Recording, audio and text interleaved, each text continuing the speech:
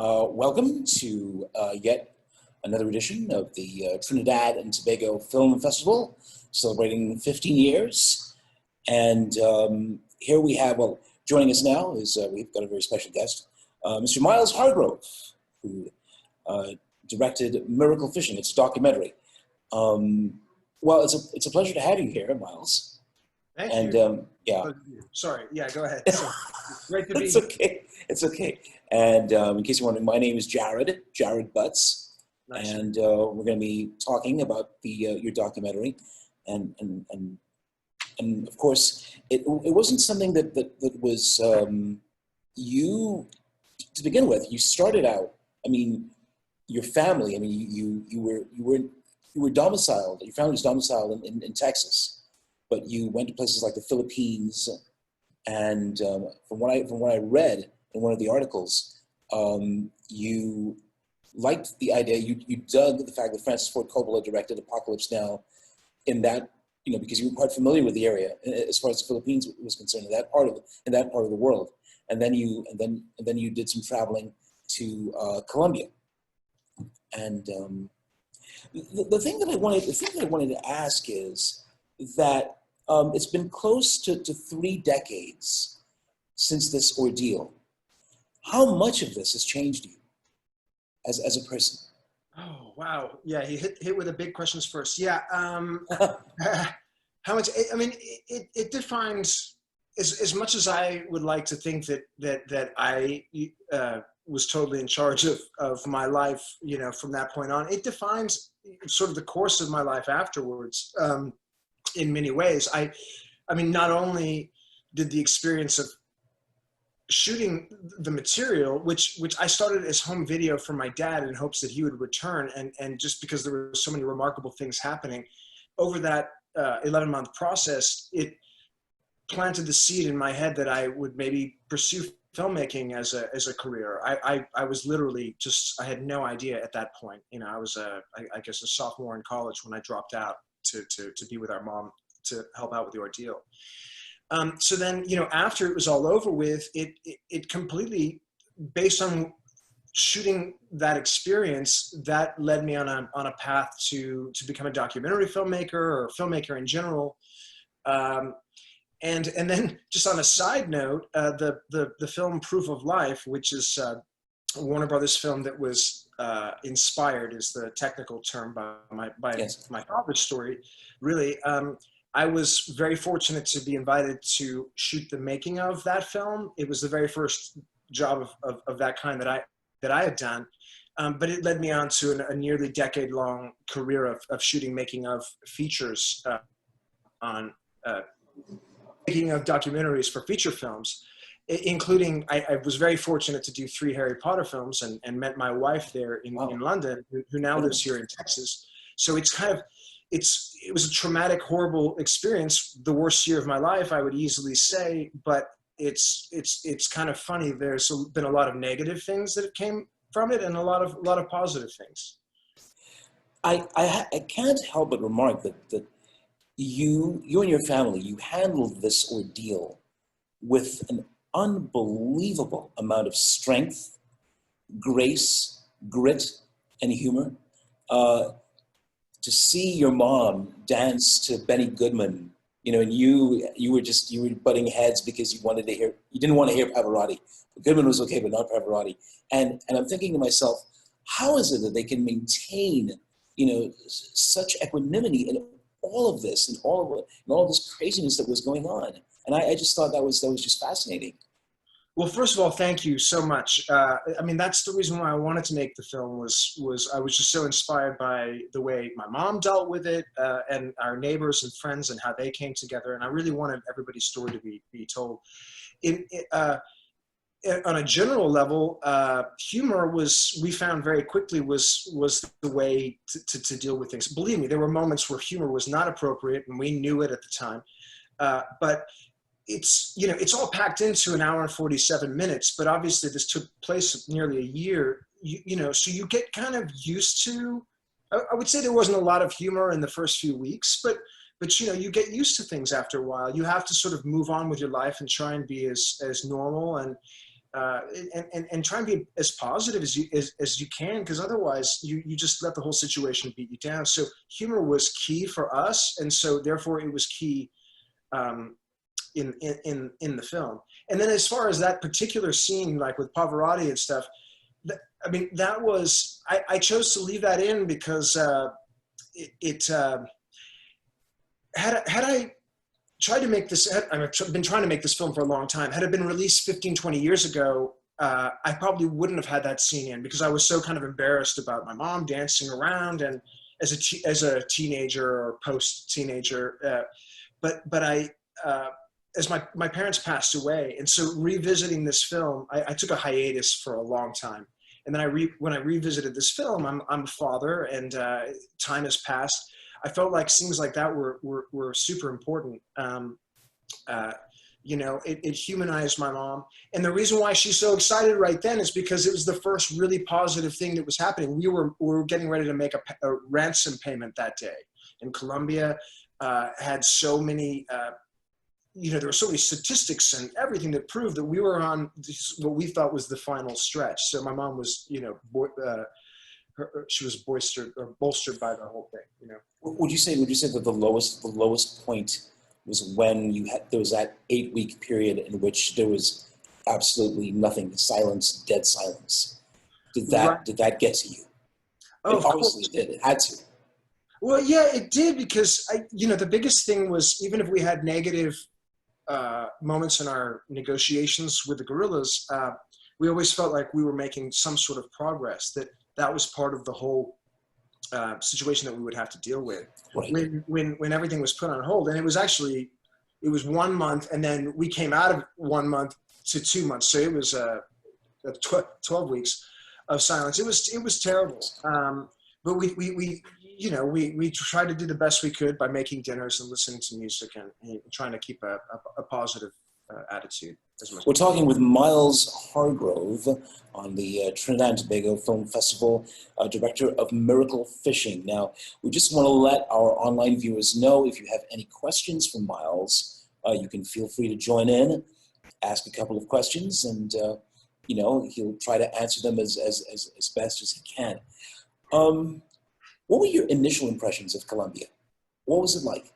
Oh man, I loved Colombia, and I still do to this day, despite what happened. We've been raised overseas, my brother and I, in the Philippines, and done a lot of traveling, but we'd never really been to South America, and so it was a whole new world. And as well-traveled and world savvy as we thought we were, Colombia in particular had so much to offer us. And I was 19, my senior year of high school. It was the best. Honestly, it was the best, most carefree time of my life. And thank God we moved there shortly before meaning me and my brother, shortly before we went off to university, because a year later, when the kidnapping happened, we had a network of friends, such as Robert, who was the negotiator on the radio, that we could turn to. Had my parents moved to Colombia when we went off to college or something, it would have been a lot more difficult coming into a situation like that. But people there were so friendly, so welcoming. The spirit for living, it was just like no other place I've ever been. Do you still maintain a close relationship with your then neighbors, like the Grinders, for example? Oh yes, 100%. And you know, sometimes we'll go for long periods without speaking, but they came to my mom's funeral, and from Germany. They live in Germany now. They were German originally. The crazy thing is that as hard as this film was to make, there were so many times where I thought I'm never going to get through it. But one of the things that really inspired me to keep driving forward was that one of these days I would sit in a theater and I would be showing the Grinders and Robert kind of this film that marks everything that they did. We were supposed to premiere at Tribeca, and that was like the dream that I've been waiting for, was that the whole group was going to be together for the first time. I've met with different members of the group throughout the years, including when I did the interviews for the film, but the whole group was going to come together as a whole. We were going to be in New York and see it together. So the Grinders haven't even seen this film, which is crazy, because it's already been making some of the rounds and going out virtually, but they've just been holding out. It hasn't gone to Europe yet, so they've just been holding out. And that's really, really difficult. They're such integral characters in the film, and none of them have actually seen it. That's amazing. How much of this documentary was cathartic? Because it had to provide some sort of cathartic relief. I mean, you did not originally, you had not intended to make this into a documentary because you were just fiddling around with your Sony V8 camera, right? Exactly. Just going out there and just recording the images. So my question to you is, was it a cathartic moment for you to finally put it all together and to make sense of what happened in that close to a year period? Yeah, it has been, and you know, also my parents having passed, just kind of finally telling the story that I wanted to make way before they passed. I missed that opportunity, so to finally have it made, there were times in the early 2000s where I was like, I'm going to make this in a year or two, and then a year or two later I'd be like, I'm going to make it in a year or two, and then finally I stopped saying it because it was so embarrassing that I hadn't made the progress that I had thought I would make. But as far as so yes, I feel really, when I even think about where I was even a year ago, I can't believe it. The film is pretty much done. It's out there making its way out into the world, but it's a slow motion cathartic experience. It's because, I mean, we did a sound mix at Skywalker 2 weeks ago in California, which I believe is playing. That sound mix is, your festival is the first one to actually have this sound mix. And we were supposed to finish that prior to Tribeca, but when the pandemic happened, everything shut down, including our sound mix. So it's been finished, but it's not been finished. There have been so many technical things. And then when I did go to the sound mix, we screened it up on the big screen there, and there were 3 of us in the room, and that's the biggest audience that I've experienced the film with. And even that was just kind of really an emotional moment for me. And I have not yet had that, you know, sitting in a room and with the Grinders in particular, and Robert and the people that played such a crucial role sitting next to me. I haven't had any of that. So I'd say it's just I'm still in the process of it being, you know, completely cathartic. It's totally not resolved itself yet. It's just slow motion at the moment. You know, successive administrations in Colombia have dealt with the problem of FARC, and to a certain degree, you could say that it is nowhere near as bad as it was back in the 80s and 90s. Right. But if given the chance, would you go back to Colombia to visit, at the very least? Absolutely, 100%. I've already been back in order to get interviews for the documentary. That was in 2005, so it's been a long time since then. And that was 10 years after the kidnapping. It's been 15 years since then. I'd go back tomorrow if I could. Right. Yeah, obviously memories are stirred, and it's a sensitive thing, but I love Colombia wholeheartedly, and I'm really looking for an opportunity for it to play there. It's so important to me. It's a Colombian story as much as it is anything, and so it's very important that it finds an audience there as well. Now, the term miracle fishing, that is a Colombian phrase. It's in the hope that they could catch something of value, because it's not just FARC, but other guerrilla groups as well, other narco-terrorists. And kidnapping, as it was mentioned in the documentary, is kind of like a cottage industry. Yeah. In some ways, I couldn't help but remark that in terms of miracle fishing, you were pretty much doing the same thing. You were miracle fishing for your dad in the hope that you could find him and retrieve him, and that he could come back to you safely. So I think it had a kind of like a dual meaning there. Absolutely, and you know, I'm glad you feel that. I mean, it's kind of an obvious thing, but it is true. That's why that title resonated with me so much. I mean, it was obviously the way it was a specific kind of an operation that my dad was taken hostage in. But yeah, to me, more than anything, it's referencing us. Like, we're just trying everything and hoping that a miracle will indeed take place. So yeah, I'm glad you that resonates with me that way. And it has to be an inspiration. It has to be an inspiration for lots of families who have undergone, who have endured, probably still are enduring ordeals similar to with what happened to you and your family back in the 90s. Well, yes, I mean, my God, if we had a film like this during that time, believe me, I would have been the first person to watch it, and hopefully just been. I can't say that every kidnapping or situation like this will resolve itself in the same manner that ours did. So, maybe being hopeful is naive, but I think that's the only way. You have to just deal with things one day at a time. And that's the only way really that you can get through that. No, that's basically. I mean, your father kept a diary all this time. And I mean, to have him endure the moments of loneliness and we can't even begin to know what went on in his mind.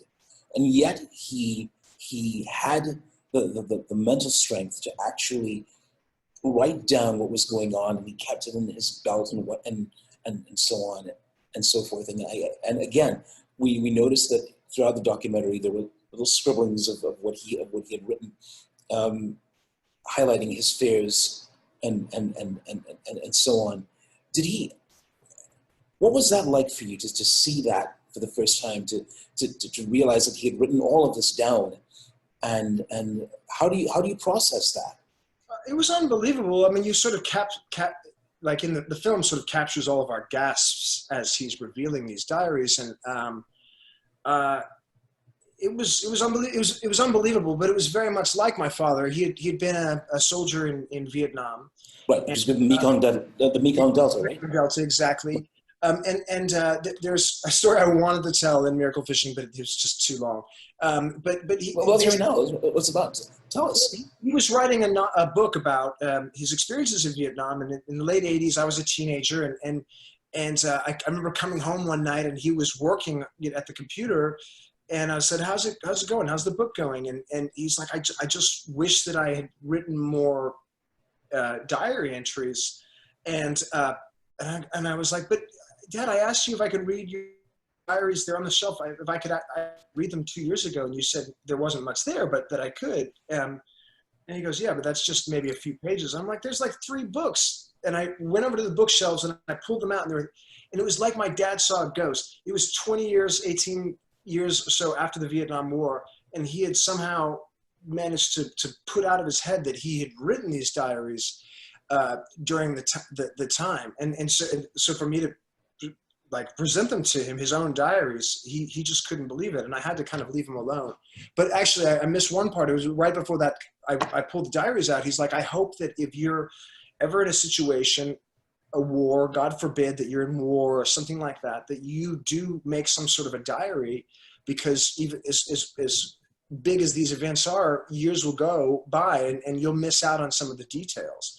So and that's what led me to tell him that, well, why doesn't he check his own diaries?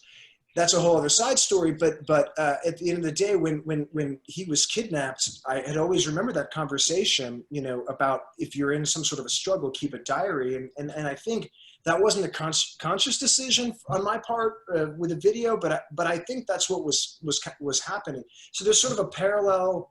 I start documenting, and then my dad did exactly what he had told me always to do, which is he kept a diary. So when he pulled it out there after he was released that night and revealed to us that he kept a diary, I was overwhelmed with emotion, but in a way not completely surprised either. Would you consider taking the material that your father wrote? Have you ever thought of encapsulating it in such a way that you could have it published as a commercial piece of work? It's a book.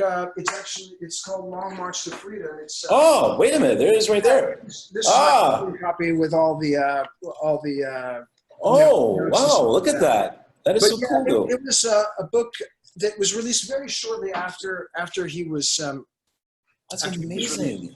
And it was just taken verbatim, page after page of his diaries. And he always regretted that he didn't have the opportunity. It got rushed to press like almost just within a few months after he was released. And he sort of wished that he had been able to because very repetitive as it would be. You're a prisoner, and every day is kind of the same. He wanted to use it more as reference to kind of help him make a book about it, a book that had sort of perspective and context and this and that. He never had the opportunity to do that, unfortunately. Yes. But he did. I mean, with that Right. book, you know. And also that there was reference to that Bill Murray film Groundhog Day, in which Yes. every day was pretty much the same. Yeah. But it had to be approached from a different perspective every single day. Yeah. So there's that as well. Your dad came back on August 22nd, 1995. Yep. And that must have been, you were probably stunned that day. Were you stunned at all? Oh my God, I just can't even describe that moment. You were so stunned you couldn't feel anything? No, Was that what it was like? I felt it right away. It's just, we were at our lowest low of the whole ordeal because we'd sort of followed the textbook of what happens in Colombian kidnappings, and now we were sort of in uncharted territory. We paid a second ransom, and they still hadn't released him according to the agreements we had made. And so we went for like a 10-day period after we paid the ransom of not knowing whether we'd succeeded or not, and not having really idea what our next plan was going to be.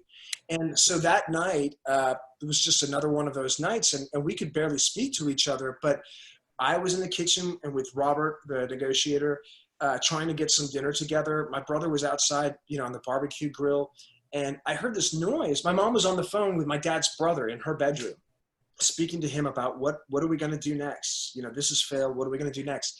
And I hear this noise, and I hear this voice, and I ran out of the kitchen, and I look over, and it's my dad, but it's not. I mean, he had this long beard and the poncho and the long orange hair, and I screamed. It was more scary than, I was almost scared at first because I was like, it was him, but it wasn't him, but it was him.